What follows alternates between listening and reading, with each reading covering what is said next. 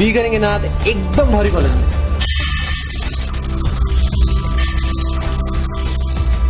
Main लोचा असा आहे ना यार, आपण मुलं ना आपला प्लॅन घरी नीट सांगतच नाही.